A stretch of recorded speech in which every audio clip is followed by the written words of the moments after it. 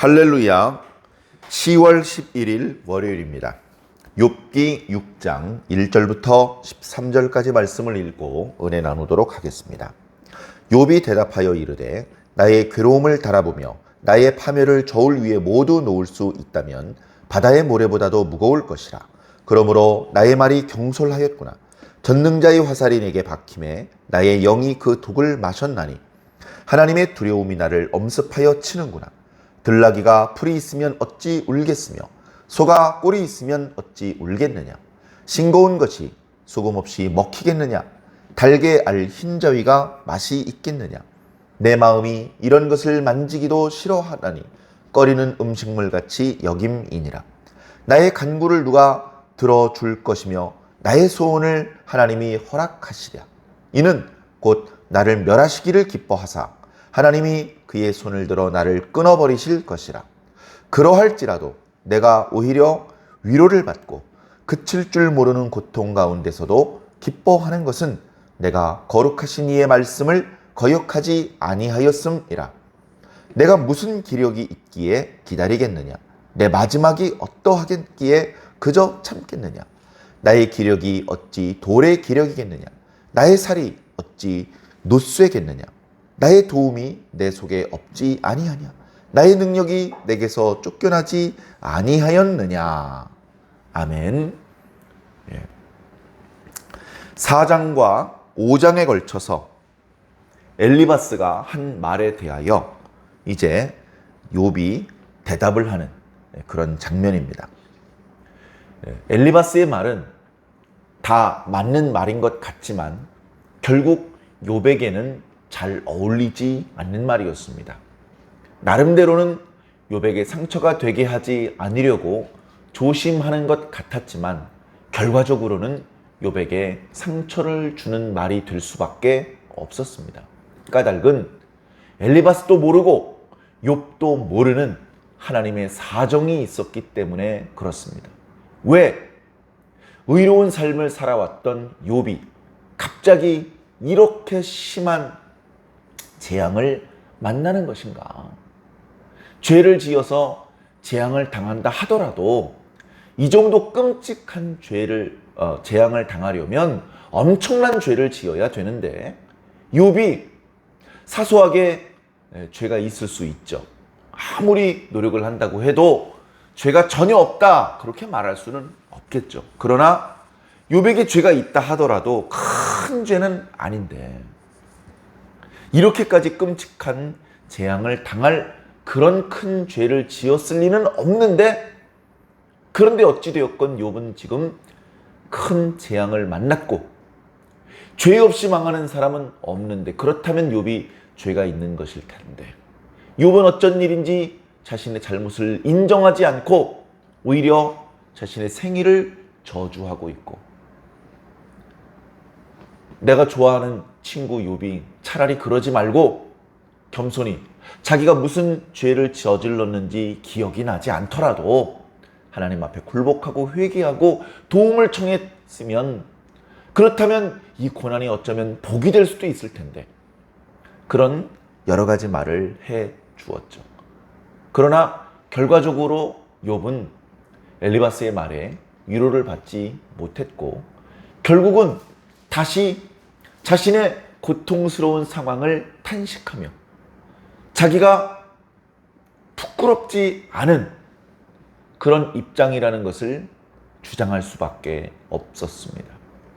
자, 말씀을 보면요. 2절에 이런 말씀이 있죠.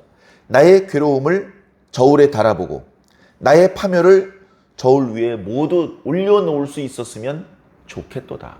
실제로는 그런 것들을 저울에 올려놓아서 무게를 달 수 없죠. 그러나 만약에 그것들을 저울에 올려놓고 무게를 달 수 있다면 바다의 모래보다도 더 무거울 것이다. 바다의 모래는 어떻습니까?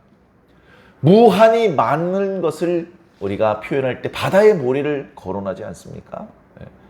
하나님께서 아브라함에게 네 자녀가 하늘의 별처럼 많을 것이고 바다의 모래처럼 많을 것이다. 끝없이 많은 것을 그렇게 상징적으로 표현할 때 바다의 모래를 쓰지 않습니까? 그처럼 바다의 모래는 끝이 없는 것이고 그것을 무게로 달아본다면 엄청나게 매우 매우 매우 무거운 것이죠. 그런데 내가 지금 당하고 있는 이 고난은 저 바다 모래보다도 더 무거워. 나 지금 엄청 힘들어. 그렇게 자신이 지금 당하고 있는 고난이 옆에 있는 위로를 해주기 위해 찾아준 그 친구들이 공감할 수 있는 수준의 그런 고난이 아니다. 너무너무나 힘들다. 그러면서 3절 뒷부분에 나의 말이 경솔하였구나. 자신의 말이 경솔하였다는 것을 인정합니다. 그런데 이 경솔하였다는 것은 내가 허튼 소리를 한 것 같아 이렇게 자기가 한 말 자체를 전부 부정하고 뒤집는 그런 표현은 아니고요. 내가 말투가 좀 거칠긴 했지. 내가 표현이 감정이 격앙되다 보니까 고통이 너무 극에 달하다 보니까 내가 표현이 좀 거칠기는 했지. 이런 의미로 이렇게 말을 하는 것입니다. 이어지는 말씀을 보면 내가 이렇게 고통을 당하는 것은 전능하신 하나님께서 화살을 나를 향하여 쏘셨기 때문이다. 내가 하나님께서 주시는 독을 마셔버렸기 때문이다. 이 표현 속에는 하나님의 존재를 긍정하는 모든 눈앞에 벌어지는 현상은 하나님의 뜻대로 되어지는 일일 것이다. 하나님 모르게 하나님의 의지를 벗어나서 우연히 하나님보다 더 강한 존재에 의해서 벌어지는 일 따위는 없다. 모든 것들은 하나님께서 하시는 일이다. 그런 하나님의 존재를 인정하는 그런 표현이기도 하고, 그런가 하면 하나님을 향하여 매우 섭섭한 표현을 하는 것입니다.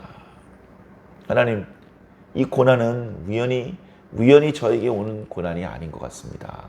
이 고난은 아무래도 하나님께서 주시는 고난인 것 같습니다. 근데 하나님, 저한테 이러시면 안 되는 거잖아요. 저 정말 하나님 뜻대로 살려고 정말 최선을 다했잖아요. 하나님 아시잖아요. 하나님, 저한테 이렇게 하시면 안 되는 거잖아요. 다른 대적도 아니고 하나님께서 나에게 독화살을 쏘시다니요 하면서 하나님께 대한 그런 섭섭함을 이렇게 또 표현하고 있습니다. 하나님께서 이렇게 작심하고 저를 죽이시려고 하기 때문에 저는 두렵기까지 합니다. 이런 두려운 극도의 고통과 두려움의 상황 속에서 엘리바스가 했던 말은 아무 도움이 안 되죠. 오히려 역겹기까지 합니다. 들나귀가 풀이 있으면 어찌 울겠으며 소가 꼴이 있으면 어찌 울겠느냐. 짐승들이요, 먹을 게 풍족하면 낑낑거리고 울 필요가 없습니다. 근데 먹을 게 떨어지면, 주인이 먹을 걸 안 챙겨주면 그때 우는 거예요. 그때 우는 겁니다. 내가 왜 탄식을 하겠어? 내가 왜 내 생일을 저주하고 내가 태어났던 그 낮이 왜 밤이었으면 하고 그렇게 거친 말을 했겠어. 내가 극도의 고통 가운데 있기 때문에 그런 거야. 그런데 그것도 알지 못하고 지금 엘리바스 너 뭐라 그러는 거냐 지금.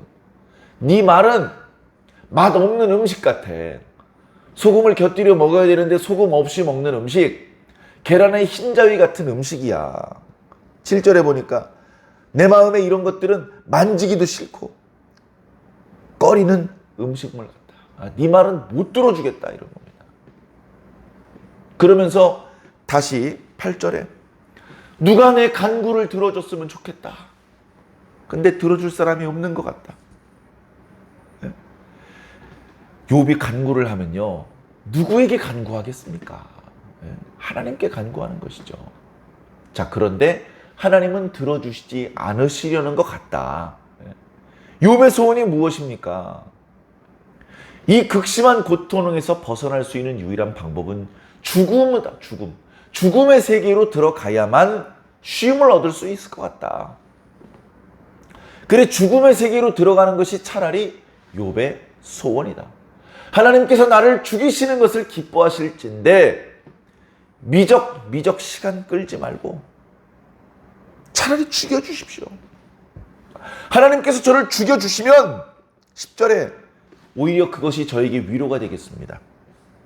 오히려 그것이 저에게 기쁨이 될 것 같습니다. 그리고 이 하나님, 제가 죽는 순간까지 하나님의 말씀을 거역하지 않고 죽게 되어서 정말 다행이라고 생각을 합니다. 라고 10절에 욥은 자신의 결백을 말하고 있습니다. 하나님, 저는 죽는 순간까지, 저는 이날 이때까지 하나님의 말씀을 놓은 적이 없습니다. 하나님의 말씀을 늘 붙잡고 있었습니다.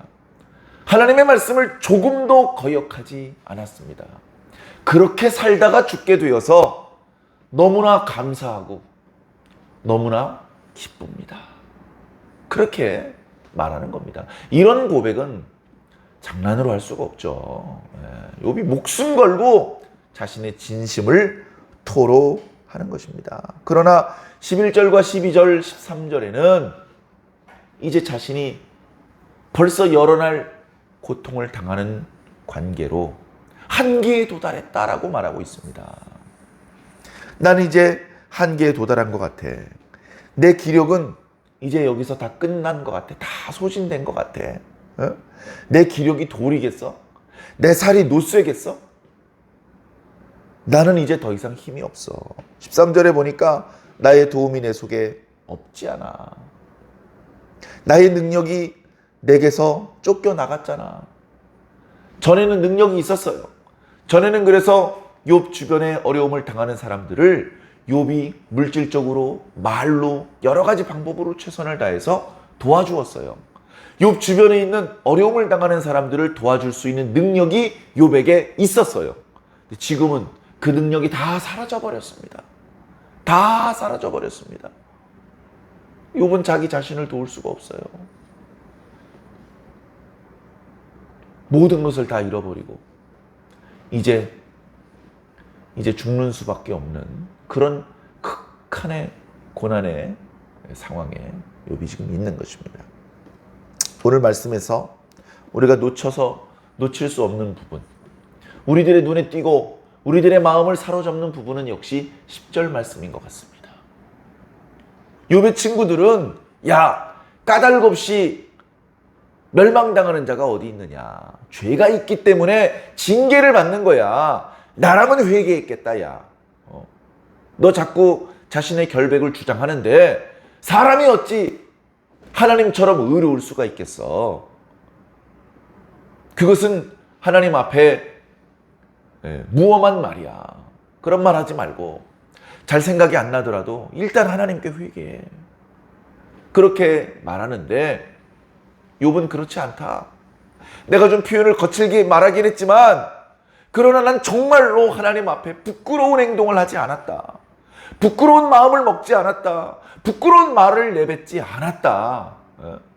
이미 큰 재앙이 다가왔는데도 불구하고 자신의 생일을 탄식할지언정 입술로 하나님께 원망하고 범죄하지 않았다.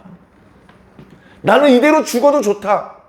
차라리 하나님께서 지금 이대로 나를 죽이셔서 더 이상 이 고통 가운데 신음하지 않게 하시고 나를 쉬실 수 있게 해주신다면 그것은 오히려 나에게 위로가 될 것이고 나에게 기쁨이 될 것이며 내가 마지막 내 생을 다하는 순간까지 하나님 앞에 부끄럽지 않게 하나님의 말씀을 거역하지 않고 하나님의 말씀을 놓아본 적이 없이 성실하게 살다가 갈 수 있게 되어서 오히려 기쁘다라고 고백을 하는 이 욥의 고백이 우리들의 마음을 울립니다.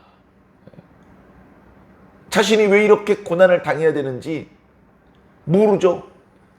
하나님과 마귀 사이에 어떤 대화가 있었는지 모릅니다.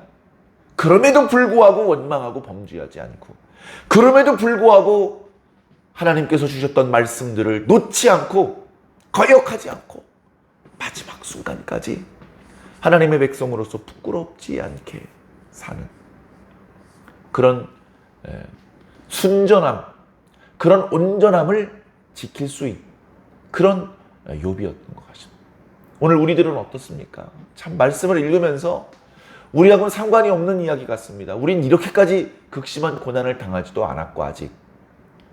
우리는 이렇게 하나님 앞에 큰 소리 칠 수 있는, 하나님 앞에 부끄럽지 않습니다. 나는 하나님 앞에 부끄러운 행동을 한 적이 없습니다.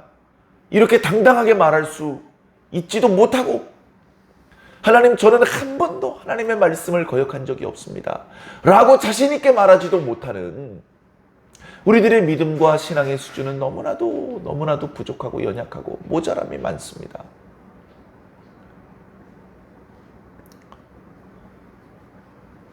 우리의 신앙이 더 순전해졌으면 좋겠습니다. 예.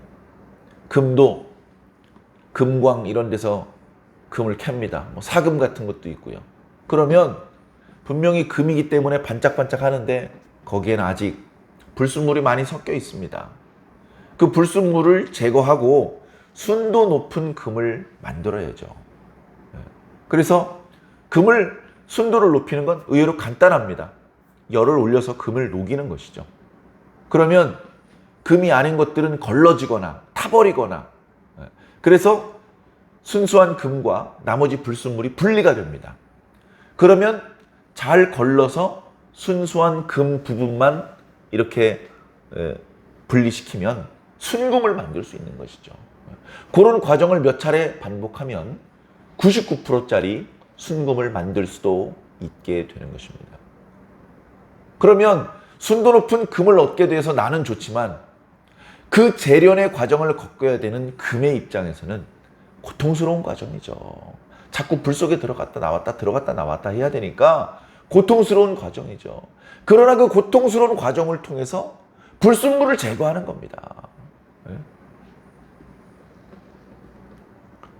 그렇게 어쩌면 우리는 우리 속에 아직도 많이 남아있는 불순물들을 제거해야 되는지도 모릅니다. 우리가 오랫동안 신앙을 했고 말씀도 찬송도 봉사도 기도도 하느라고 했는데 아직도 걸러지지 않은 불순물들이 우리 속에 많이 있어요. 그 불순물을 그대로 안고 하나님 나라에 갈 수는 없어요. 불순물은 다 세상에 버려놓고 순수한 금, 깨끗한 정금의 상태로 하나님의 나라에 들어가야 됩니다. 그러려면 할 수 없이 불에 들어갔다 나와야 돼요. 그래서 예수 믿는 사람들이 계속 복받고 승승장구만 할 수 없고 고난의 과정을 겪어야 되는 것입니다. 기도를 했는데도 주님께서 응답을 하지 않으시고 선을 행하였는데도 복이 아니라 애매한 고난을 당하게 되고 하나님을 만나서 큰 은혜를 체험을 했는데 하나님의 영은 자꾸 나를 광야로 인도해 나가시고 얼른 이해가 되지 않는 그런 과정이 어쩌면 우리에게 반드시 필요할 수도 있는 것입니다. 그래 민수기 말씀을 읽어보면 시내산 자락에 있을 때보다 광야를 행군할 때 여러 가지로 불편하고 힘든 점들이 많이 있었겠지만 그 불편, 그 고난은 이스라엘 백성들을 더 순도 높은 하나님의 백성으로 만들기 위해서 반드시 필요한 그런 과정이었을 것입니다. 그걸 이해하지 못하고 함부로 원망했다가 불타 죽는 거예요. 사랑하는 성도 여러분, 함부로 원망하고 함부로 불평하고 그러면 안 되겠습니다. 불평이 나올 수밖에 없는, 이해가 안 되는, 그리고 너무나 고통스러운 그런 과정을 지나는 그런 상황 속에서도 하나님의 말씀을 놓지 맙시다. 끝까지 하나님의 말씀을 거역하지 맙시다. 약속을 지키시는 하나님, 지금 내가 아주 곤란한 지경에 떨어져 있는데 이것은 하나님이 나를 버리신 게 아니야. 하나님께는 하나님의 사정이 있고 하나님의 계획이 있어.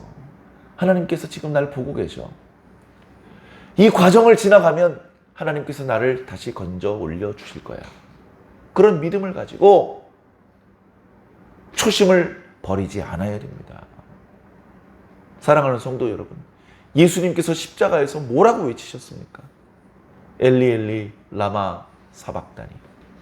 나의 하나님, 어찌하여 나를 버리십니까? 아무리 아버지를 외쳐도 응답이 없으셔요. 십자가에 달려 계신 예수님을 향하여는 하나님께서 응답을 주지 않으셨어요. 예수님도 그런 과정을 지나셔야만 했습니다. 그 과정을 생략하고 그냥 편하게만 지나갈 수는 없었던 것이죠. 각자 당하게 될 고난의 양상은 다 다르겠지만 겪는 동안에는 그 고난이 나에게 가장 큰 고난이 될 것입니다. 그 고난을 보내는 동안에, 그 어두운 밤과 같은 시간을 보내는 동안에 하나님의 말씀을 붙잡읍시다. 하나님의 말씀마저 놓으면 우린 모든 것을 다 잃어버리는 자가 되는 것입니다. 끝까지 하나님의 말씀을 붙잡고 말씀과 함께 다시 일어서는 저와 여러분들이 꼭 되기를 주님 이름으로 간절히 축원합니다.